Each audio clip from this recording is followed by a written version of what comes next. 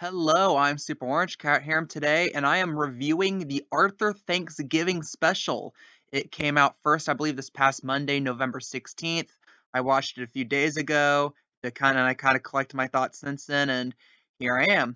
And I asked you on my Twitter, like, what should I review next? It was either this, the Arthur Thanksgiving, or Adventure Time Obsidian, which was the second part of the four-part Distant Lands special that Adventure Time has on HBO Max, and by whopping 1-0 vote margin, I am doing this Arthur Thanksgiving special. And seriously, I'm this is not a joke. It actually ended 1 vote to 0. Like seriously, this is gonna look weird unless you guys, kind of go to my Twitter at SuperOrangeCat1 and follow or something. That'd be wild, right? Wouldn't that be weird? If everyone just kind of just went and just like followed me. I mean, that'd be kind of creepy, right? I mean, no, that'd be kind of weird, right?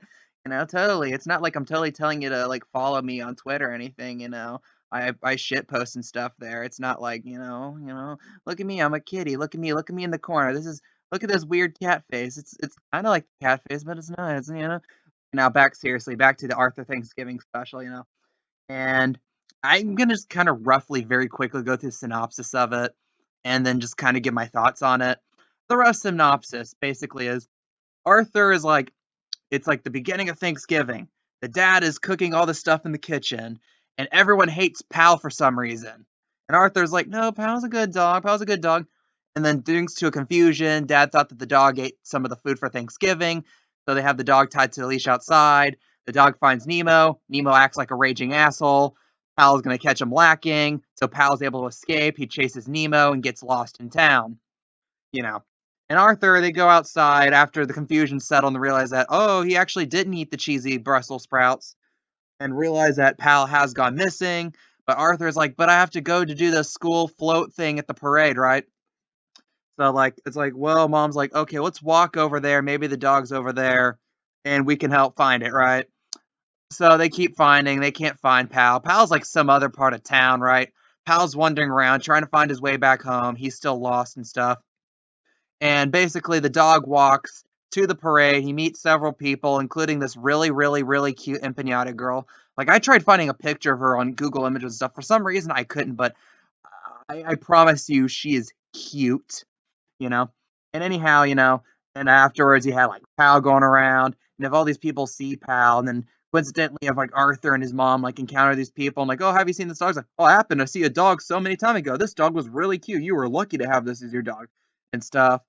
And then, like, you have the parade float thing, and Arthur's like, I'm sorry, I can't focus on doing this parade float thing. I have to find my dog. Which now makes it the second separate episode in Arthur history in which A, they lost Pal, and B, involves trying to find him in a parade. So definitely not reusing plots there. And then basically, this whole plot is them just trying to find Pal, and Pal being like one step ahead of them. Like, for example, Pal walks by this dog, really friendly dog that has like so much Thanksgiving leftover food because, oh, my owners, they have to have room in their fridge for other food.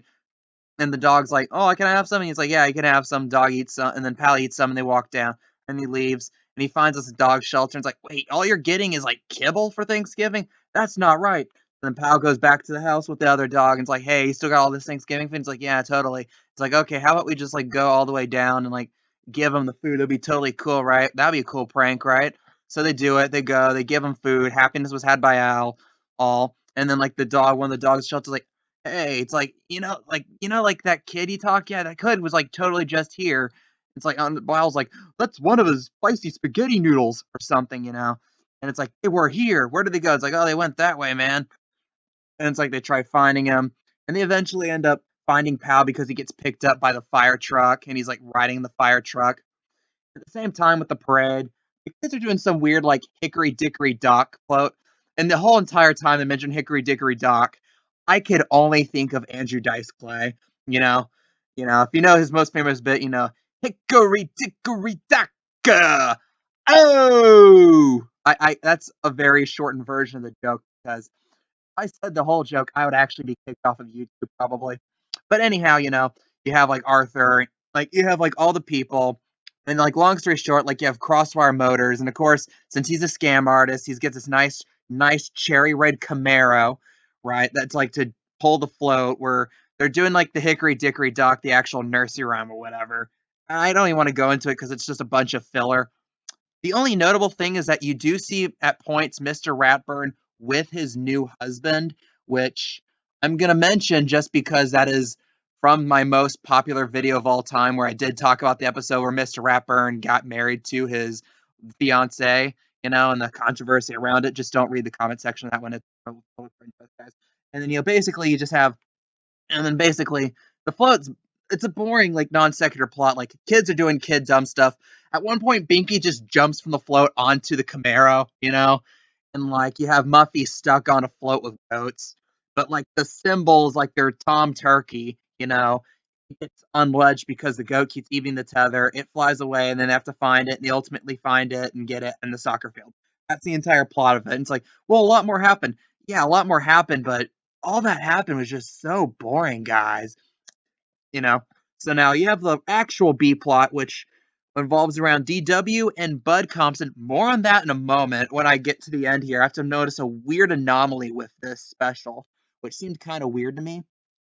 And it was the fact that, and this basically was like, man, Aunt Minnie, and she has this like Aunt Minnie, this aunt from France. She's like, man, she's kind of a bitch, isn't she? And it's like, but it's like just like her weird personality and her talking about liking being alone and stuff, and they're like, but she's kind of a bitch. Like, isn't she mean? She's Aunt Meanie, not Aunt Minnie. And like, it's a basic plot of like, she's mean, but wait, she's actually a really nice person. They learn at the end of it. There's not really much to say about the B plot though. And now, basically, to some of my and at the end of the whole episode, like if you saw my first picture, you have Arthur, like all the people that are involved in some way have Thanksgiving dinner at the State House, including the cute empanada girl, some of the firemen, Mr. Rapper and his husband, all these different people and stuff. A good time was had by all. You know. Overall, I thought this was a pretty good special. I know I was kind of like talking down about it at points, but ultimately I like this better than the weird special they had like I don't even remember if it was last year. It felt so long ago where they went to Ohio. Like, who the hell would want to go to Ohio, right? You know?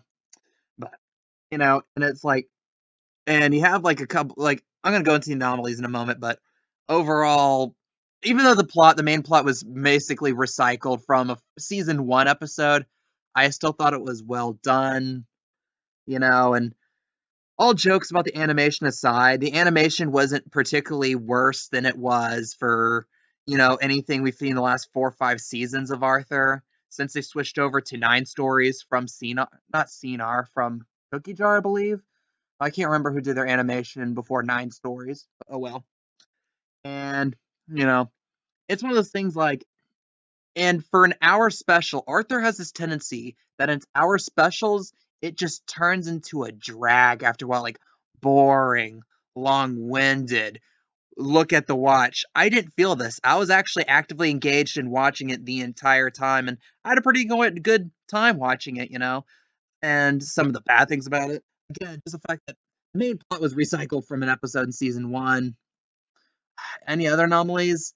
Maybe just how kind of pointless the whole Hickory Dickory Dock plot line was, and the B plot line at the same time. Actually, that's another thing I liked about this. I really liked Aunt Minnie as a character.